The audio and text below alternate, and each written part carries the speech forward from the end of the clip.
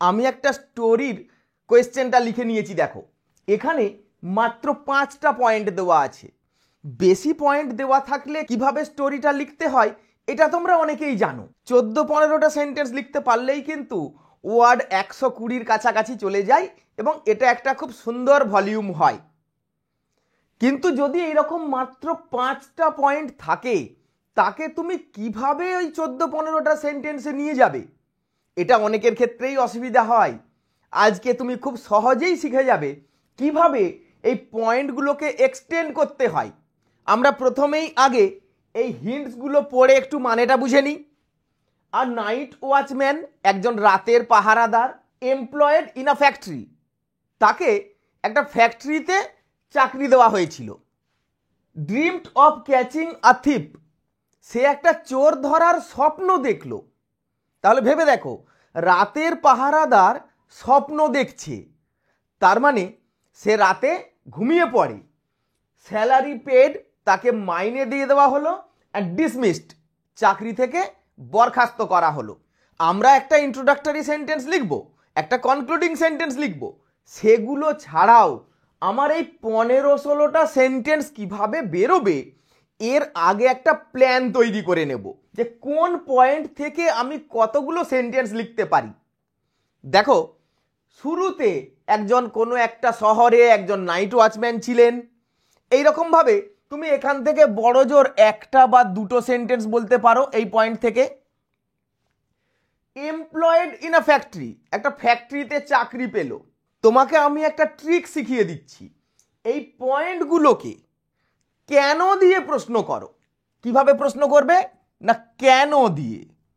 যদি কোনো logical answer পাও, মানে যুক্তিসঙ্গত উত্তর পাও, সেই সেন্টেন্সগুলো কিন্তু ওর সাথে ধরে নেব। নিশ্চয়ই আইডিয়াটা বুঝতে পারছো।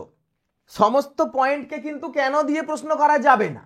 যেমন একজন রাতের পাহারাদার, কেন রাতের পাহারাদার, এই প্রশ্নের কোনো মানে হয় না। একটা ফ্যাক্টরিতে চাকরি পেল, কেন চাকরি পেল, একে কেন দিয়ে প্রশ্ন করলে তোমার মাথায় অনেক সেন্টেন্স আসবে। ওই শহরে অনেক চোর ছিল, ওই কারখানায় প্রায়ই চুরি হতো, কারখানার মালিকের অনেক লোকসান হতো, এর ফলে তিনি সিদ্ধান্ত নিলেন যে একজন পাহারাদার রাখবেন রাত্রেবেলার জন্য, তাই তিনি একজন রাতের পাহারাদার নিয়োগ করলেন। দেখো কত সেন্টেন্স বলা গেল কেন দিয়ে প্রশ্ন করলেই। আমি ধরে নিলাম এখান থেকে আমি 4টে বা 5টা সেন্টেন্স ইজিলি লিখতে পারবো।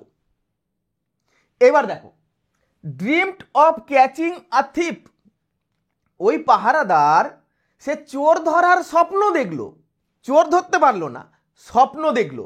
কেন স্বপ্ন দেখলো, একে যদি তুমি আবার কেন দিয়ে প্রশ্ন করো, কি উত্তর পাচ্ছ ভেবে দেখো। সেই পাহারাদার খুব অলস ছিল, সে রোজ রাত্রেবেলা ঘুমিয়ে পড়তো। মালিক তাকে বলেছিল চোর ধরতে পারলে তাকে পুরস্কার দেবে, কিন্তু সে চোর ধরার বদলে চোর ধরার স্বপ্ন দেখলো। দেখো এখানেও 4টে-5টা সেন্টেন্স ইজিলি বলা যায়।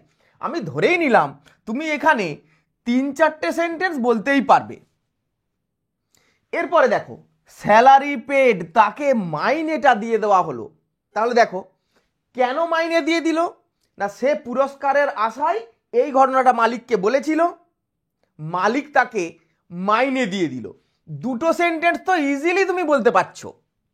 তাহলে দেখো অলরেডি কতগুলো সেন্টেন্স হয়েছে, দুটো।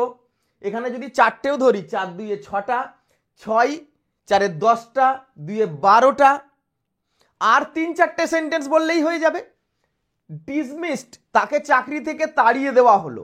কেন তাড়িয়ে দেওয়া হলো না, মালিক বুঝতে পারলো ও রাত্রিবেলা ঘুমায়, সেই কারণে ও থাকা সত্ত্বেও তার কারখানায় চুরি হচ্ছিল, তাই তিনি ঠিক করলেন অন্য নাইট ওয়াচম্যান নিয়োগ করবেন এবং এই নাইট ওয়াচম্যানকে তাড়িয়ে দিলেন চাকরি থেকে। দেখো 4টে-5টা সেন্টেন্স তো ইজিলি বলা যায়। তাহলে আমি ধরে নিলাম এখানেও তুমি 4টে সেন্টেন্স বলবে। তাহলে এই যে একটা প্ল্যান করে নিলাম কোন পয়েন্ট থেকে আমি কতগুলো সেন্টেন্স বলতে পারবো। এইবার স্টোরিটা লিখি। দেখো আমি একটা হেডলাইন লিখে নিয়েছি, টাইটেল লিখেছি দ্য নাইট ওয়াচম্যানস ড্রিম। তুমি অন্য টাইটেল ভাবতে পারো, the sleeping night watchman, the lazy night watchman, আর নাইট ওয়াচম্যান স্টোরি, এমনও তুমি ভাবতে পারো। তাহলে প্রথম পয়েন্টকে আমি দুটো সেন্টেন্স তৈরি করব। কি বলবো বলো? বলতে পারি এরকম আমরা, once upon a time a middle aged man called Ratan lived in a small town. He was a night watchman by profession. দেখো দুটো সেন্টেন্স সহজেই বলে ফেললাম, আরো বলা যায়। আমি এবার লিখে নিচ্ছি, দেখো।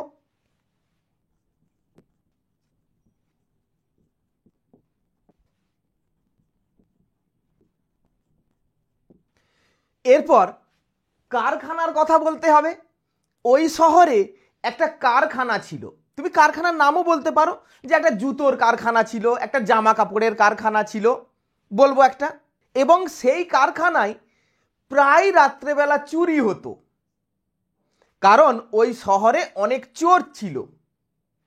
এতে ওই মালিকের অনেক লোকসান হতো। তাই সে ঠিক করলো যে ওই কারখানায় একজন নাইট ওয়াচম্যান নিয়োগ করবেন। তিনি রতনকে নাইট ওয়াচম্যান নিয়োগ করলেন। দেখো এতগুলো সেন্টেন্স, এবার আমি লিখে নিই।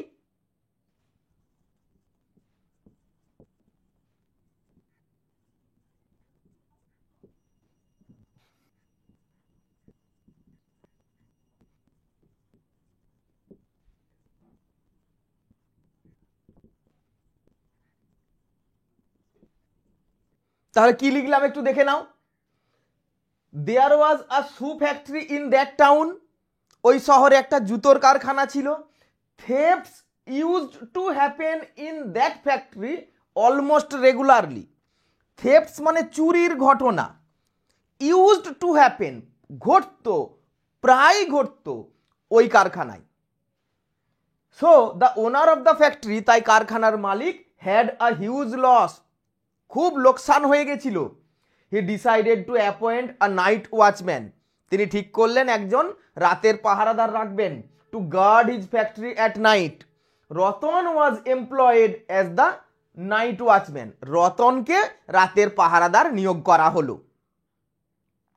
এইবার দেখো, dreamed of catching a thief, Ratan স্বপ্ন দেখলো। কেন দেখলো? ওই যে বারবার বলছি কেন দিয়ে প্রশ্ন করতে হবে না। রতন ছিল একজন অলস, সে রাত্রেবেলা ঘুমিয়ে পড়তো, ডিউটিতে থাকা অবস্থায় ঘুমিয়ে পড়তো। তাই কারখানায় তখনও চুরি হচ্ছিল। এই সেন্টেন্সগুলো আমি লিখে নিই, একটু দেখতে থাকো।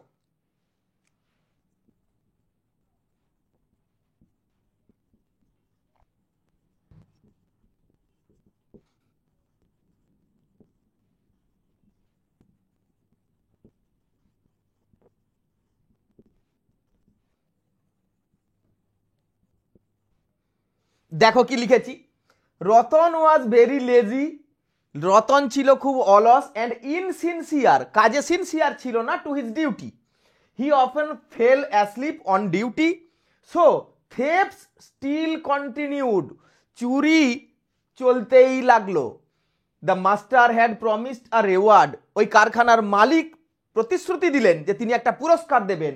ইফ কট দ্য থিপ, এখানে রতন বলতে হতো, if Ratan caught the thief, Ratan যদি চোরকে ধরতে পারে। One night Ratan had a dream that, একদিন রাত্রেবেলা রতন একটা স্বপ্ন দেখলো যে he had caught a thief, সে একটা চোর ধরেছে। টু গেট দ্য রিওয়ার্ড, এই পুরস্কারটা পাওয়ার জন্য, he told his master about his dream, পুরস্কার পাওয়ার লোভে সে চোর ধরার স্বপ্নটা তার মনিবকে গিয়ে বলল। স্যালারি পেইড, মনিব তো যা বোঝার বুঝেছে, তাকে মাইনে দিয়ে দিল। কেন?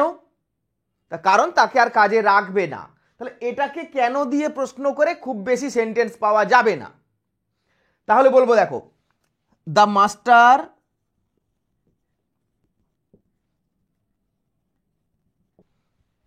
শুধুমাত্র বললাম দ্য মাস্টার আন্ডারস্টুড এভরিথিং, সে সব কিছুই বুঝে গেল। He paid his full salary for the month, সে তার ওই মাসের পুরো মাইনেটা তাকে দিয়ে দিল। ডিসমিসড, আর চাকরি থেকে তাড়িয়ে দিল। কেন তাড়িয়ে দিল? এবার সেন্টেন্সগুলো বলছি, দেখো।